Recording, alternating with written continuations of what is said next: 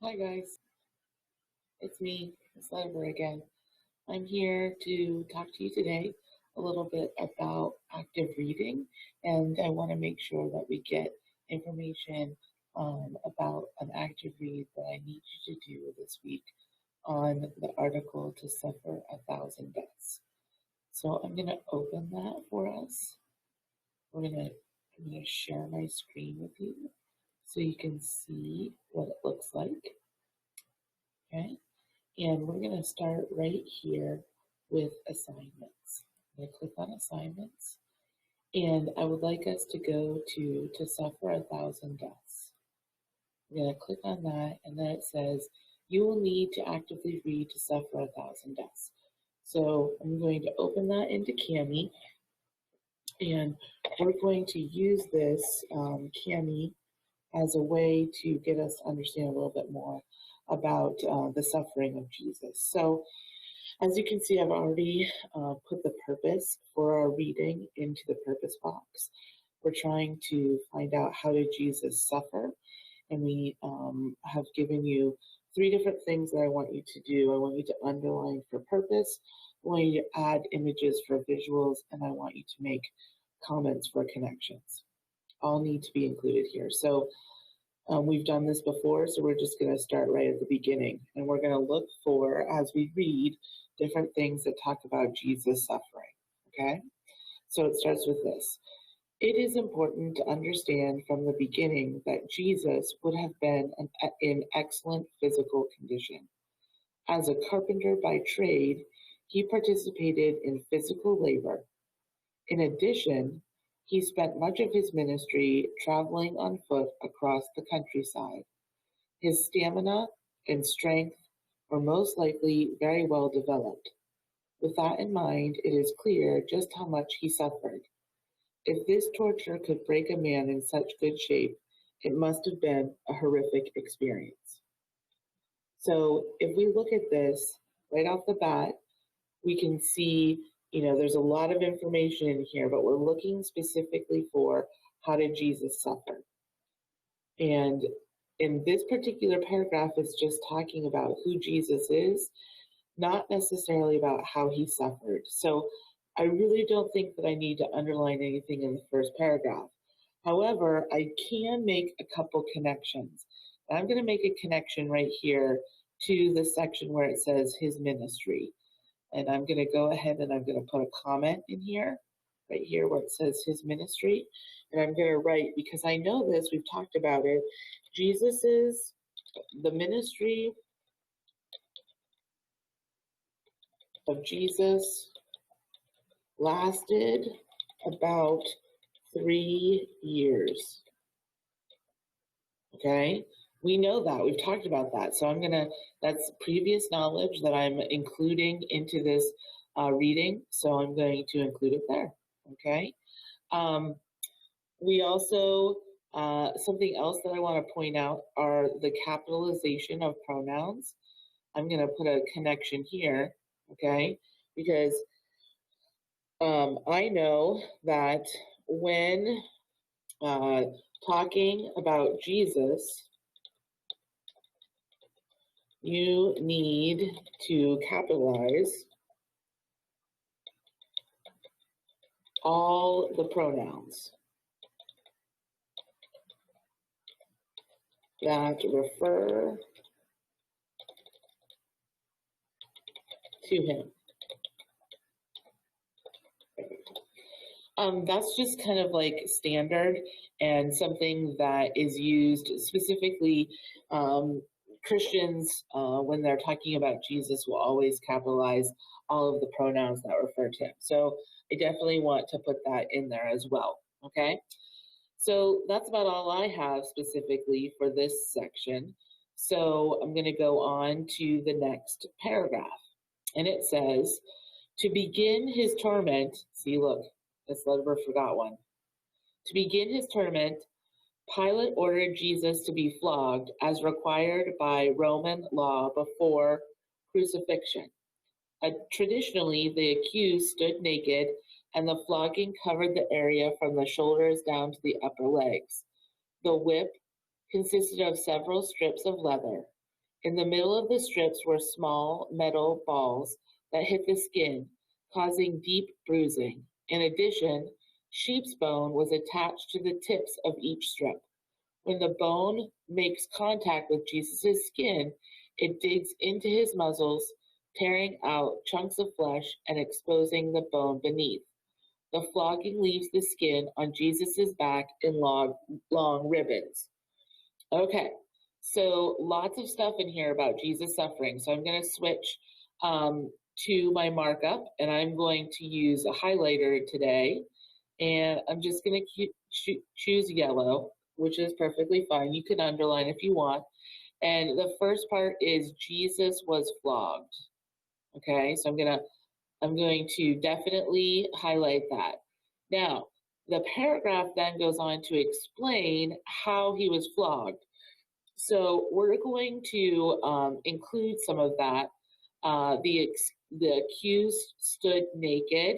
I'm going to include that. The flogging covered the areas from the shoulders to the upper legs. Okay. The whip consisted of several pieces of leather. There were metal balls that hit the skin.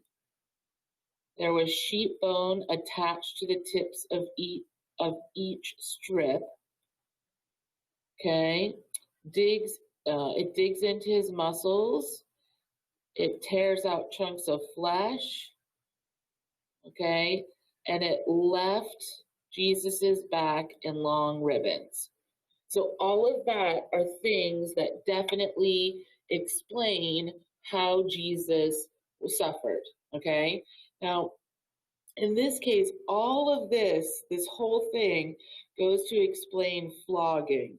So I'm actually going to put a comment in here, okay, right here that says paragraph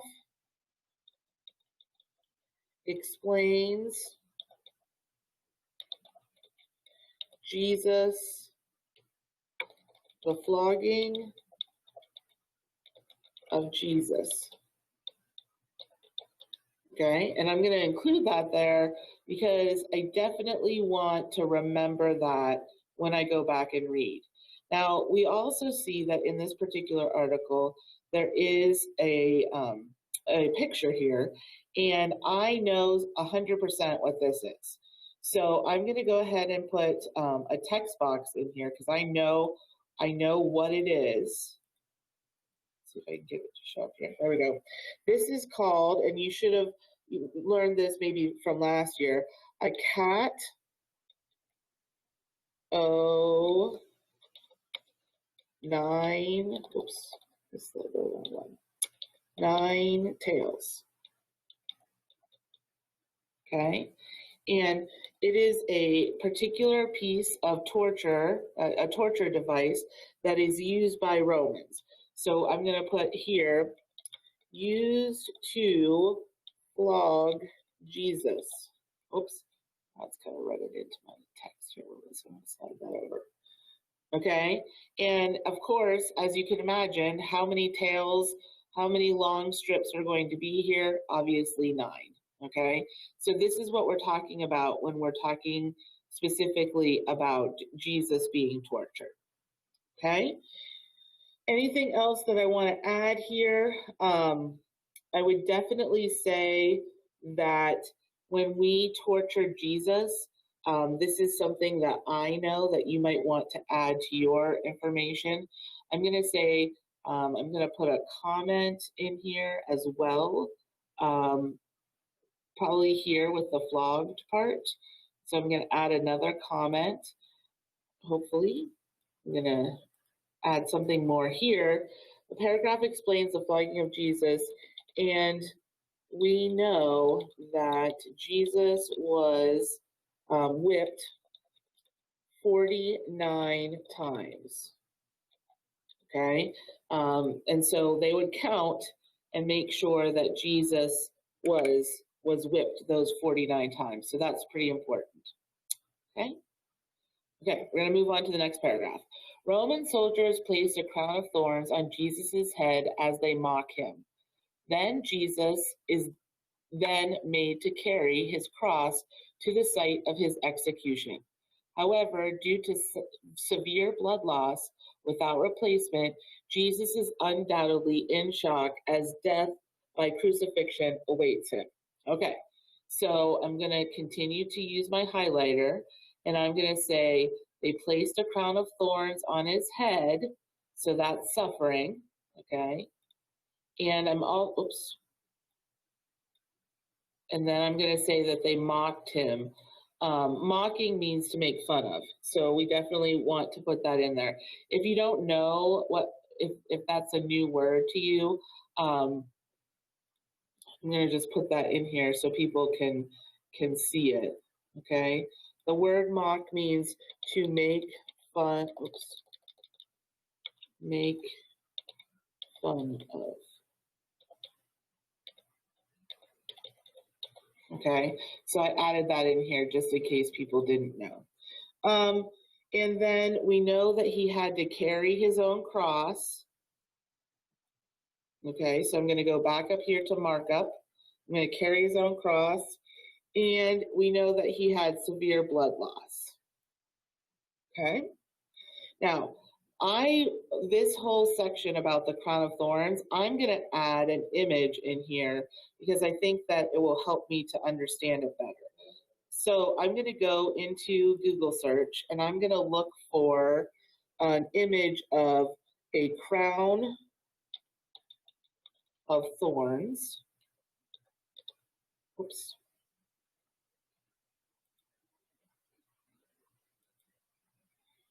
Okay. Oops, if I spell things right.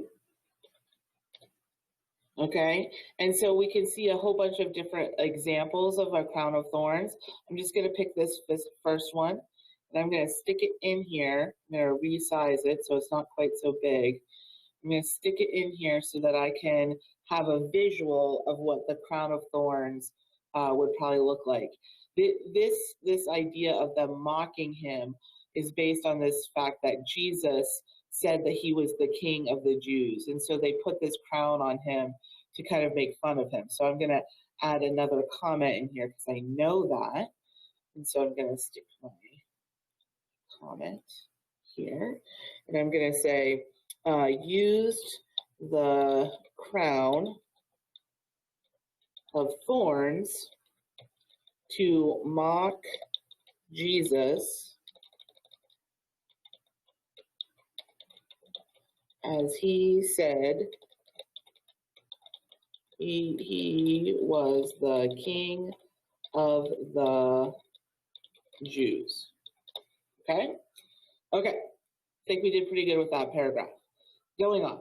Crucifixion was invented by the Parisians. No, that's not right. Let me start that over again. Crucifixion was invented by the Persians between 3 and 400 BC. It is quite possibly the most painful death ever invented by humankind. The English language derives the word excruciating from crucifixion. Victims were nailed to the cross. However, Jesus' cross was probably not a Latin cross, but a Tau cross.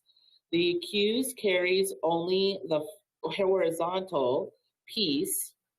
Then the accused needed to be nailed to that piece while lying down, so Jesus is thrown to the ground, grind in the dirt, and causing bleeding. Okay, so excruciating comes from crucifixion. I think that this is really important.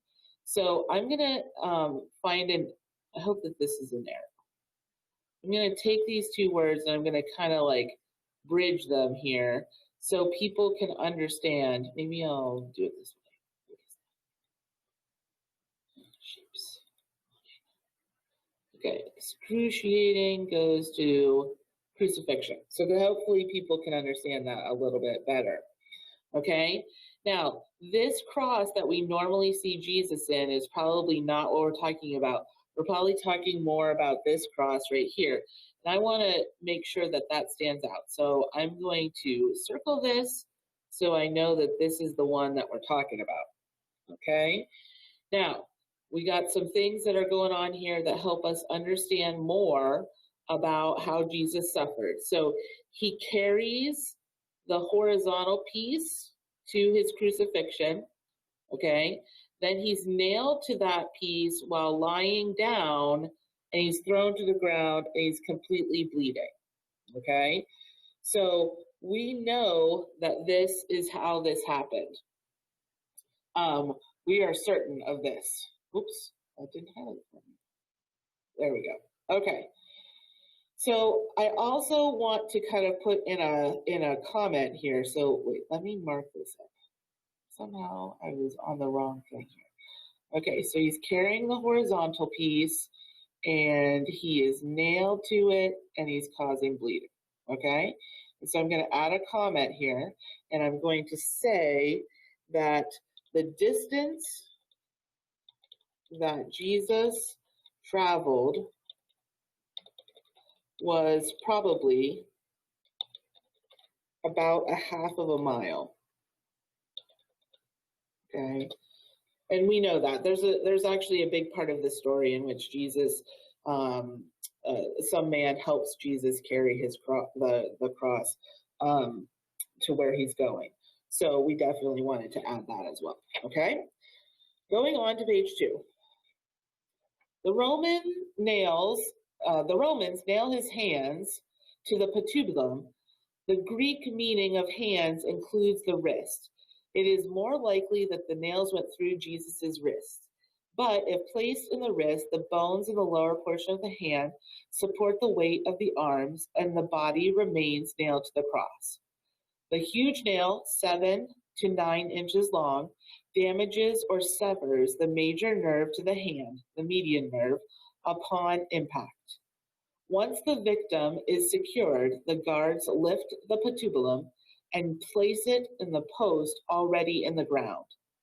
As it is lifted, Jesus' full weight pulls down on his nailed wrists, and his shoulders and elbows dislocate. In this position, Jesus' arms stretch to a minimum of 6 inches longer than their original length. Okay, so all kinds of stuff happen in here that definitely we need to kind of highlight. So first of all, we know that they nail his hands to the patubulum. And we know that it is likely that these went through his wrists, okay? Because the Greek meaning of hands always included the wrist section of your arm. Okay, so we also know that the nail was very long and it would damage the nerve. Okay, and then the guards would lift it and place it on the ground, and as Jesus's full weight pulls down, so Jesus's full weight pulls down, his shoulders and elbows dislocate. Okay, and he ends up being about 6 inches longer than his arms are 6 inches longer than their original length. That's some suffering right there. Okay, so definitely want to make sure that we got all of those things. Now, I'm going to see if I can find a picture of a hand. Okay, hand and wrist, and see what we can come up with. Okay, ooh, this will be a great one because I want this one here because it actually shows me the wrist part. So I'm going to stick this in here. I'm going to resize it a little bit like this. And stick it over here. And that kind of even points to where I want it to point. So I think that that's a really good image to help me understand what we're talking about here.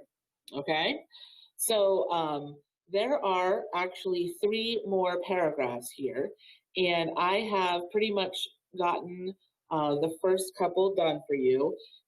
What I want you to do at this point is to finish actively reading, just like I did, just like I started for you, the last 3 paragraphs of this article.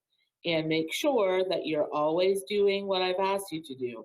Make sure you're highlighting first the section about Jesus suffering, make sure you're adding visuals and that you're making connections for comments. I hope that this helped you get started on your the beginning of this part of this assignment. If you have additional questions, please make sure that you contact Mr. Herman or myself so that we can help you get this finished. Thank you.